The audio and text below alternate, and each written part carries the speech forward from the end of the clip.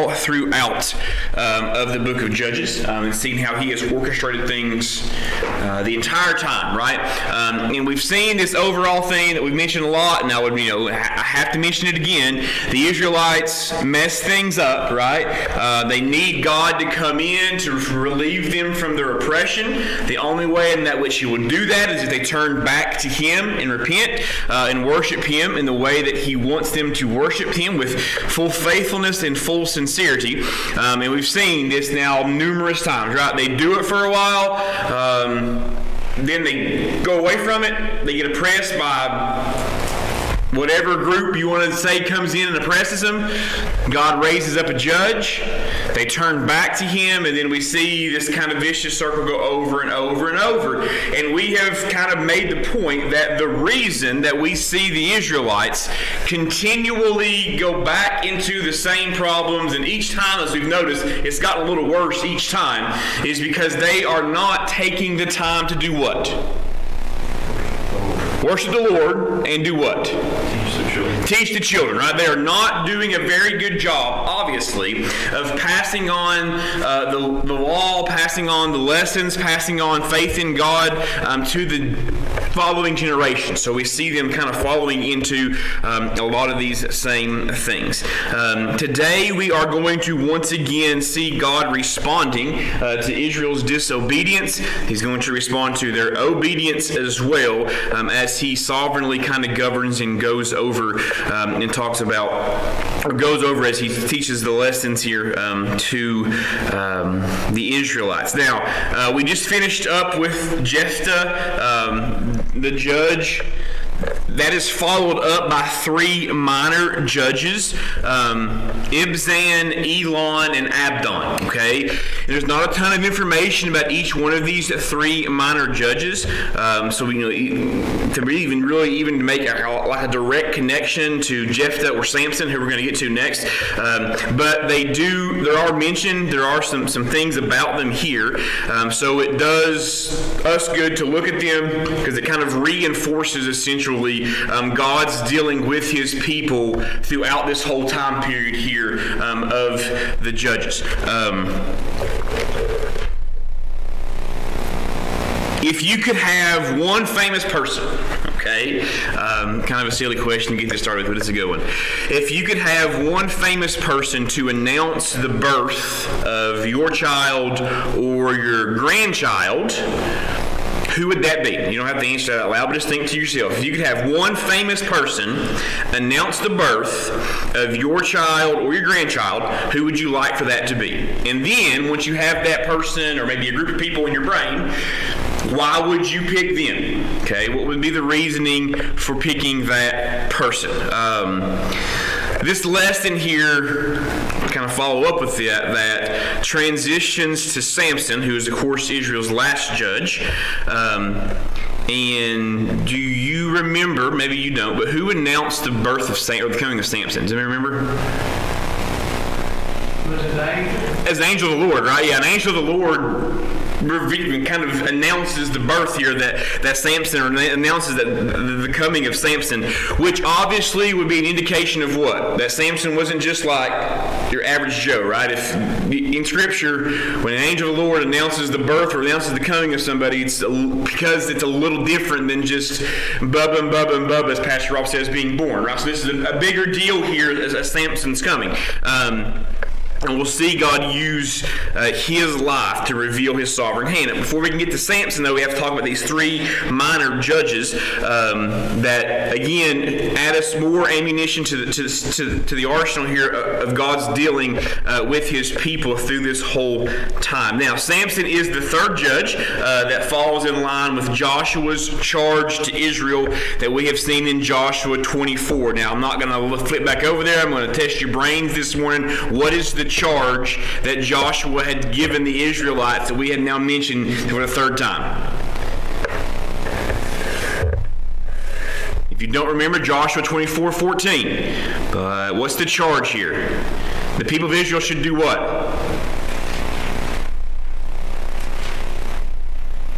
Worship God, serve God, and do so with what?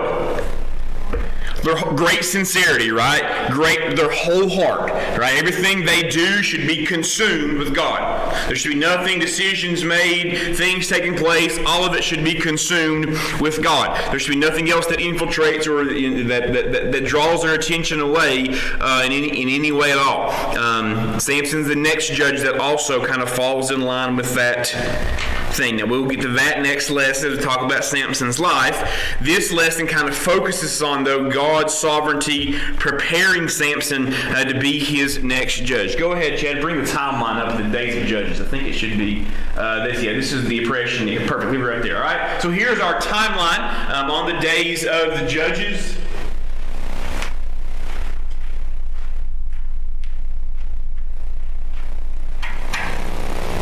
Every time. And maybe a little bit for you all who can't see. TV's messed up. We have now gone through Othniel, who was our first judge, Ehud, Shamgar, Deborah, and then Gideon, Abimelech, Ola, Jared, Jephthah, and then now we're all the way over here, right? That's where we're at. At the same time that Samuel's now alive, and we'll get to that later on. But Samuel's now in this area from 1100 to 1050 BC. We're going to be looking at Abdon, Elon, and Ibzan today before we jump into Samson next week. The Philistines will be the main bad guy here, right? We've had a variety of these all throughout Judges. We've had the Moabites, Philistines, Canaanites, Midianites, the Ammonites. Most recently, this big bad this time is the Philistines. That's who God is going to use to oppress the Israelites for their unfaithfulness to Him. Okay? And I think you hit it one more time for me. I think it might be one more. Yeah, leave it right there. Perfect. Okay, so God here sovereignly responding to his people in Judges chapter 13. Now, the background for the Philistine oppression is actually in Judges chapter 10, verses 6 through 16, and we talked about that. The Jephthah episode that we just finished up covered God's deliverance of Israel to the Ammonites. The Samson episode then here deals with, like I said, with the Philistines. The Philistines are already in the promised land at the time of Abraham. Okay, over in Genesis 21 it talks about that, and we went about that several months ago as well. But they are there. They've always considered the Israelites, the Philistines have always considered the Israelites as invaders of their land. Right? They think that the Israelites are the foreign adversary that's coming in. They've always looked at the Israelites as the enemy, as the people who kind of came in and took their stuff. So it's no surprise here that obviously they're going to be bitter rivals. Right? There's going to be a lot of problems, and we see numerous accounts all throughout Scripture of the Philistines and the Israelites kind of fighting back and forth. And they continue to be a thorn in Israel's side even after the monarchy is established.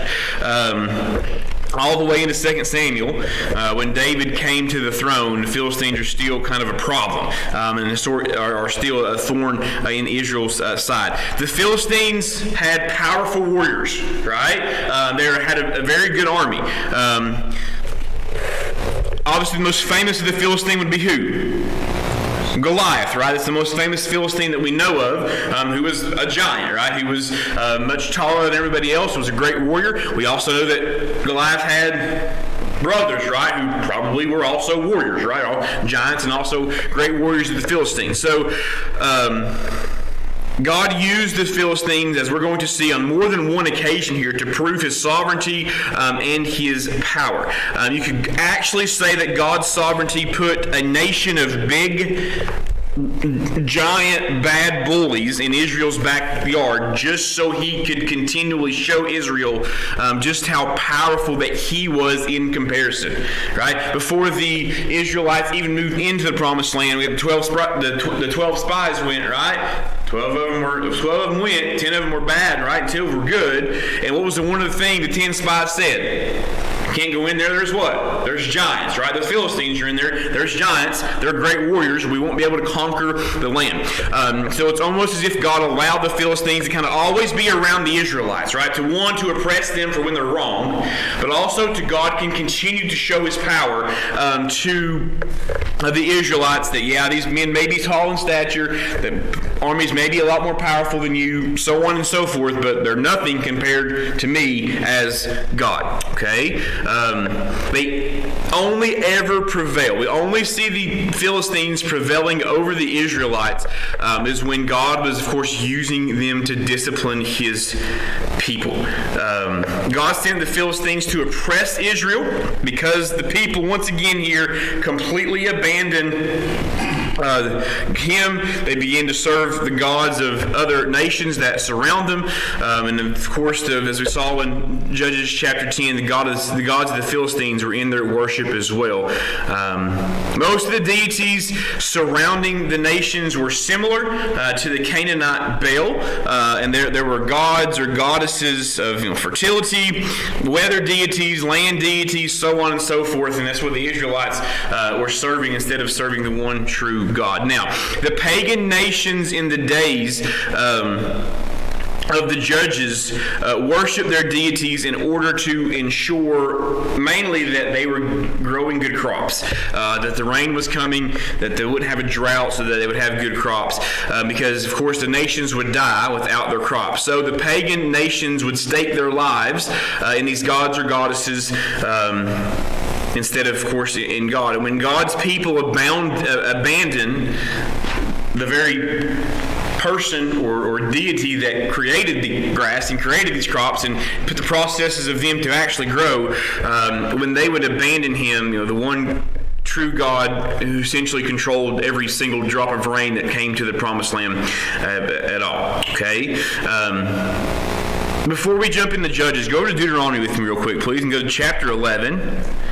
And this is just to kind of make some more, not background, but kind of lay some more foundation here for God's sovereignty dealing with his people. Go to Deuteronomy chapter 11 and look at verse number 11. We're all the way down to verse 17. And God makes something very clear here. I want to see if you can kind of pick it out as we read this. Deuteronomy chapter 11 all the way down to, or verse 11 all the way down to 17. But the land whither ye go to possess it is a land of hills and valleys, and drinketh water of the rain of heaven, a land which the Lord thy God careth for. The eyes of the Lord, of the Lord thy God are always upon it, from the beginning of the year even unto the end of the year. And it shall come to pass, if you shall hearken diligently unto my commandments which I command you this day, to love the Lord your God and to serve him with all your heart and with all your soul, that I will give you the rain of your land in his due season, the first rain and the latter rain, that thou mayest gather thy corn and thy wine and thine oil. And I will send grass in thy fields for thy cattle, that thou mayest eat and be full. Take heed to yourselves, that your heart be not deceived, and ye turn aside and serve other gods and worship them. And then the Lord's wrath be kindled against you, and he shut up the heaven, that there be no rain, and that the land yield not her fruit, yes, and lest ye perish quickly from off the good of the land which the Lord giveth you. What does those 6 verses make very, very clear concerning the land and the weather in which the Israelites are in? He's in control. He is in control of it, right? And the very thing they are concerned for, no rain, that they are praying to the false gods for, he is the one, in fact, that can open up the heavens whenever he wants to, right? Some irony there, right? He is sovereign in his control. He controls all of these things. He also was controlling every drop of rain that fell on the pagan nations too, right? It wasn't just the Israelites' lands, it was the pagan nations as well. So when it rained in their lands, it was a measure of God's grace, and also to show the false gods had nothing to do with the weather.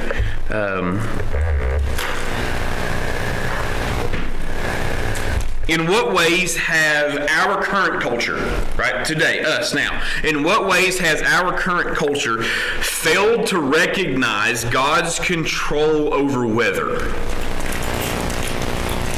Anybody want to posture a statement? In what ways has we as today, right, as us, have we failed to understand or failed to recognize God's control of the weather? Well, sure, yeah, absolutely. That's weather reports, people trying to guess what's going on, right? Most of the time, 50% of the time, the weathermen are wrong, right? It's the only job I know of, you can be wrong more than you're right and still keep a job, right? And that's an example of that. What else? Any weather they can't explain, they call it climate change. there's kind of the vein I was looking for, right? You all heard more than I did. Probably in the 70s, there was an ice age coming, right? Wasn't that the talk for a while? And then we moved into the 80s, and all these fossil fuels were causing acid rain. Now, I got some of the acid rain, okay? That was, but I remember being taught that young, second, third, fourth, fifth grade. But like, you all have lived here a lot longer than I have. Do any of you all in this area who have lived here, now I've only been here 33 years, you guys, do you remember acid rain or an abundance of acid rain coming down locally?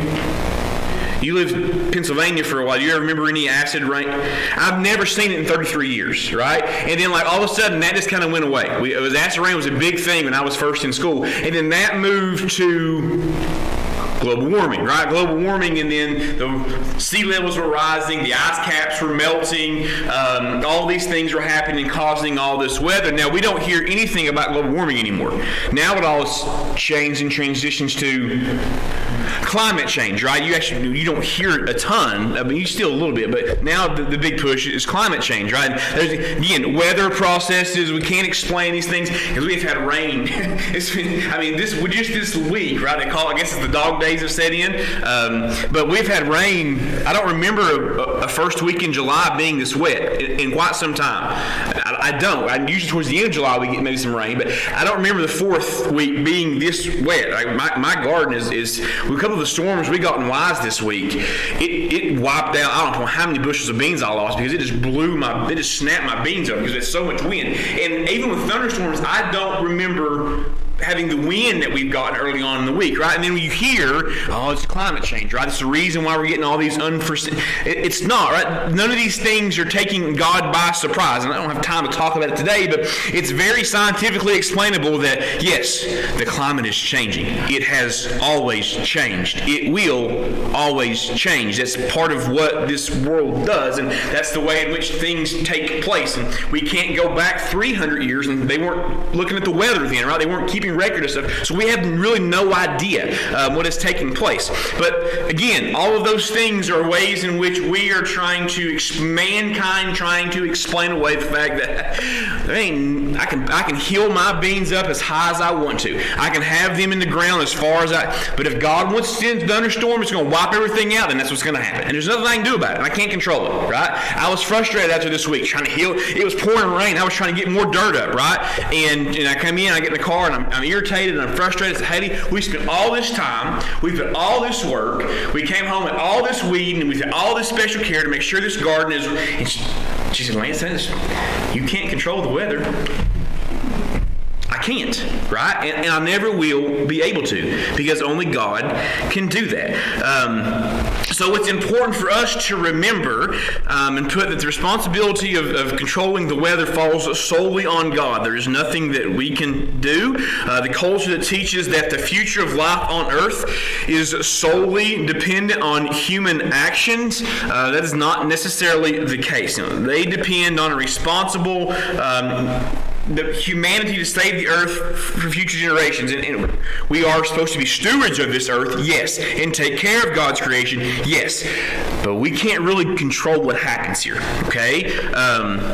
So current culture has not placed God with other gods. Current culture has replaced God with humanity, right? We don't have a ton of people out praying to all these other gods. They've just simply said that we have to do things differently to make things what we think how they should be. So we've replaced God with humanity. In current culture, people are the highest beings and view themselves as being solely responsible for what happens here on earth. But just like God, who was withholding the rains here in the land, just like he withheld the rains from the Israelites and Ahab when Elijah had to come in and and that event that just took place, that took place, just like God, who's many times throughout Scripture says withhold the rain, He is the exact same God today that He was then. There is nothing that has changed about Him.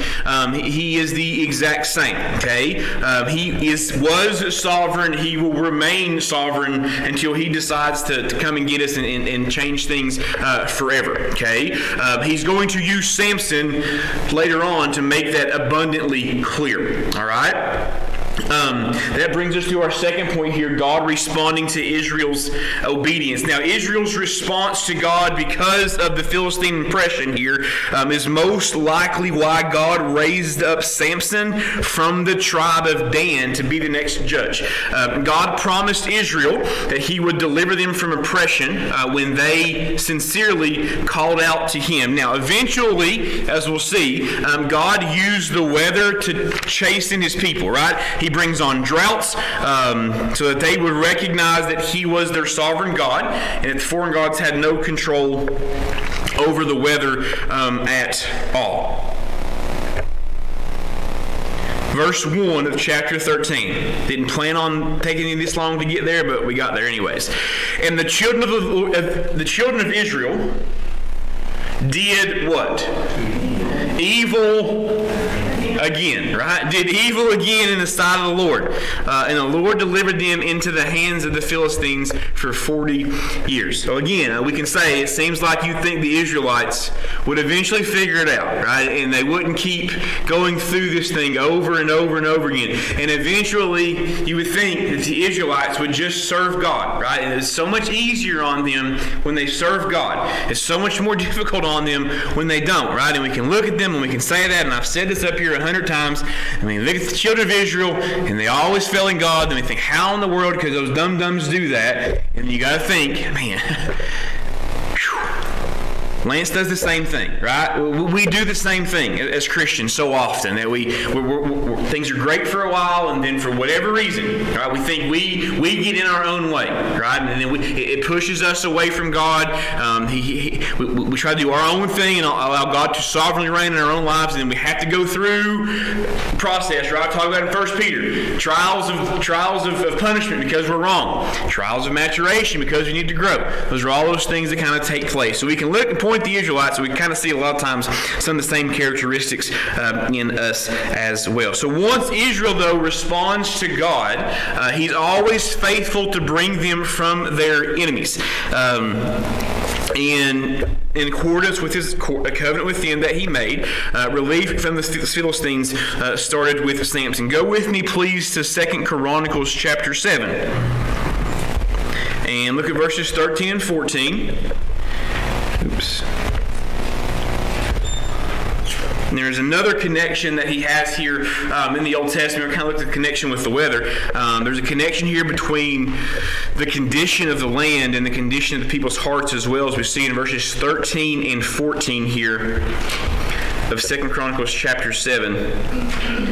If I shut up heaven that there be no rain, or if I command the locusts to devour the land, or if I send pestilence among my people, if my people which are called by my name shall humble themselves, pray, seek my face, and turn from their wicked ways, then will I hear from heaven and will forgive their sins and will heal their land. So we see another connection here, right? If the crops will be good, the rain will come, the locusts will stay away, the land will be blessed if the people's hearts are right? There's another connection here. The blessings will come if the people are obedient, right? The Israelites, and that happens. The blessings come when they're obedient. The pestilence and the locusts and the no rain and all the other stuff comes. The oppression comes when they are not obedient, right? That's the lesson here. It's same thing for us as Christians, right? The blessings come when we are being obedient. When we're not, God is going to do things to refocus us, to return our mindset back to being focused on Him and serving Him. All right, now, that brings us, go ahead, Chad, to our second point here in verse number 2. I did not plan to spend 25 minutes on verse number 1, but here we are. God sovereignly raised up a deliverer here. Samson's story, like the story of Samuel, begins with a pretty lengthy section about his parents, and it is perhaps easy to look past Judges chapter 13 to get on the real action that kind of starts over in chapter 14.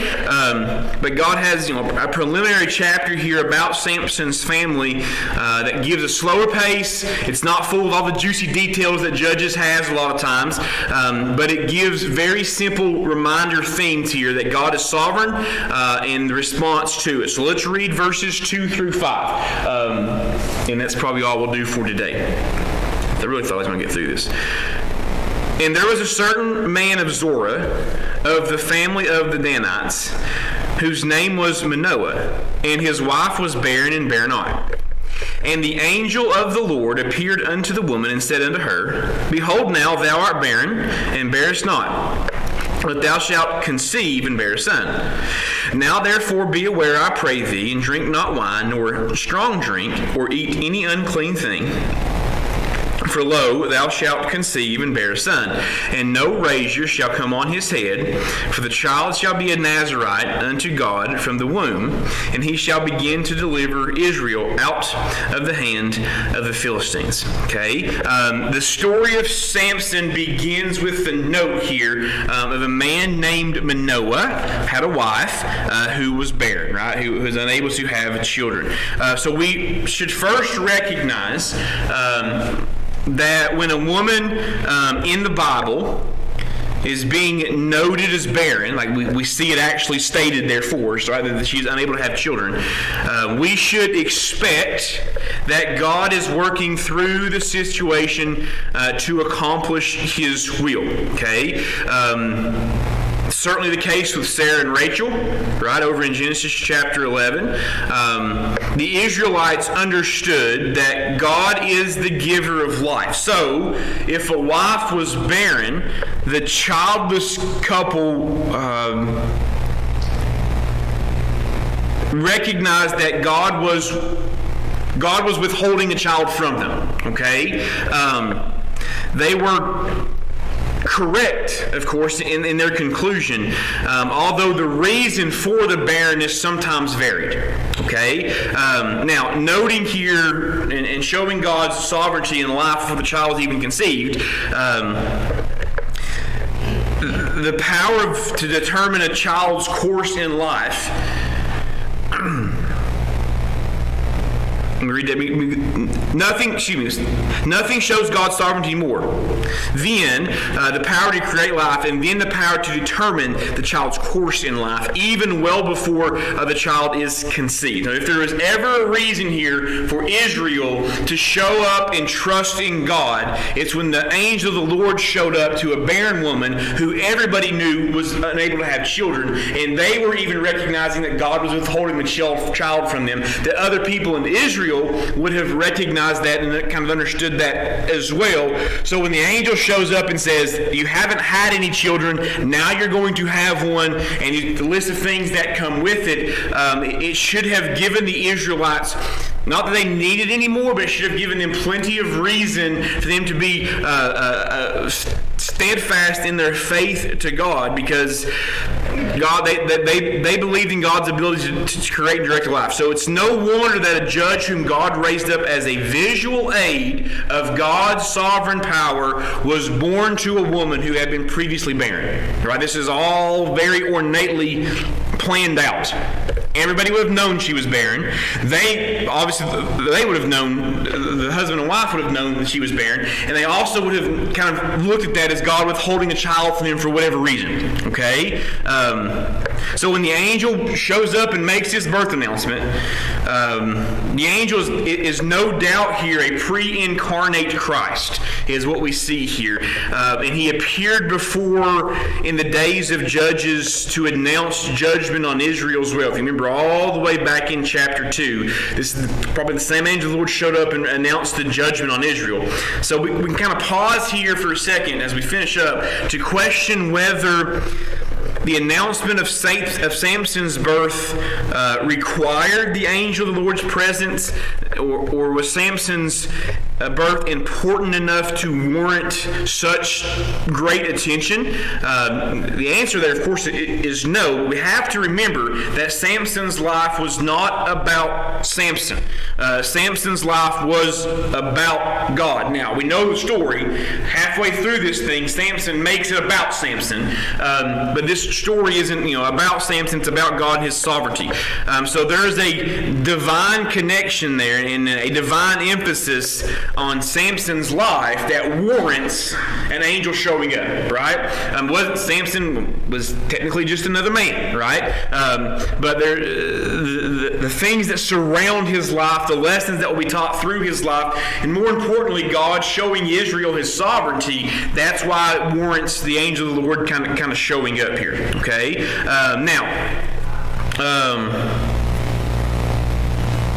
Go to verse number 3 and we'll finish up. Chapter 13, we'll finish up with this.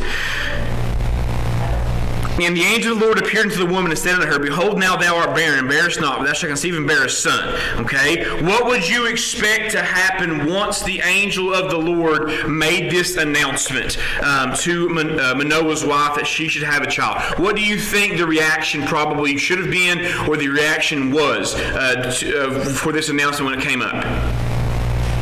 What do you think Manoah's wife did when she heard this? All right, quick example, right? Haley and I, we wanted to have some time for us before we started trying to have kids, okay? We, decided, all right, let's try to have a kid, okay? When we found out that Haley was pregnant with Pippa, okay, I can distinctly remember Haley's reaction. What do you think Haley's reaction was? Very excited, right? A little bit scared, obviously, but she was very excited. If I remember, I think she even kind of squealed a little when we found out that she was definitely pregnant with Pippa, okay? There was some excitement there, okay? This is a woman, Manoah's wife, who has been barren. They have been trying to have children for a long time, right? She's older in age. She now finds out she's going to have a child. What do you think the reaction should have been?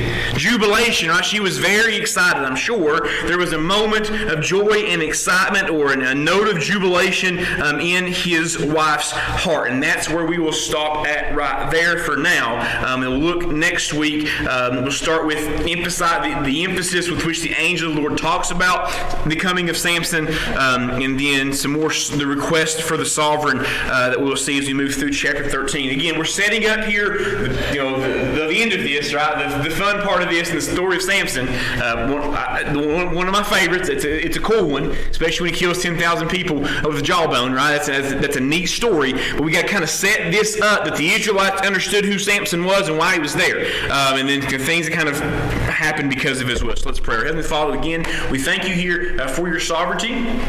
We thank you for your control, Lord, of your oversight, Lord, in our lives over and over and over. And so thankful that you always know what's best for us. Even though we may not like it at times, even though we might not think it's always the best, we're thankful that you're faithful to us, that you know what's best for us, Lord. Even when we have to take us out to the woodshed and whip us a little bit, get us back in line and re-alter our focus, Lord, on you. We're thankful for those things, too. We pray, Lord, with your continued sovereignty in our lives and our continued faithfulness to you as well. Lord, pray for Pastor Rob as he comes here the next few minutes as well. Shall use him in a mighty way this morning. Keep us attentive to the word you have for us from him this